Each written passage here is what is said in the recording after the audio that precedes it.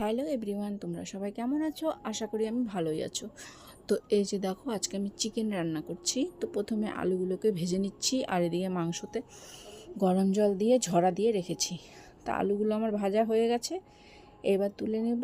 তুলে নিয়ে ওই তেলে আরেকটু তেল দিয়ে পেঁয়াজ, রসুন, জিরা আর তেজপাতা ফোড়ন দিয়ে ভালো করে কষিয়ে নিয়ে এবার মশলাটাও দিয়ে দিলাম। মশলাটা ভালো করে কষানো হয়ে গেছে। তো দেখো, এই যে কষানোটা হয়েই গেছে, এবার মাংসগুলোকেও ঢেলে দিলাম। ঢেলে দিয়ে ভালো করে নেড়ে চেড়ে নেব। তো কষাবো। তো মাংস যত কষাবো ততই টেস্ট হবে, তোমরা তো জানোই। তো এবার ঢেকে ঢেকে কষাবো। তো দেখো, কষানো আমার হয়ে গেছে। তো প্রায় বেশ লাল লাল হয়ে গেছে। এবার আমি সামান্য একটু জল দিয়ে আর একটু কষাবো।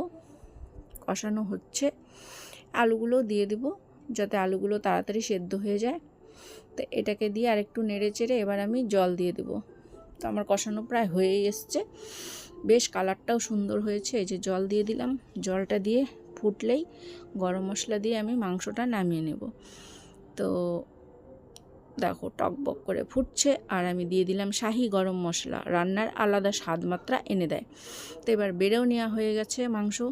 তো দেখো, সবার জন্য বেড়ে রেখেছি, তো তোমাদের জন্য বেড়েছি। তো ভালো লাগলে আমার পাশে থাকবে। টাটা।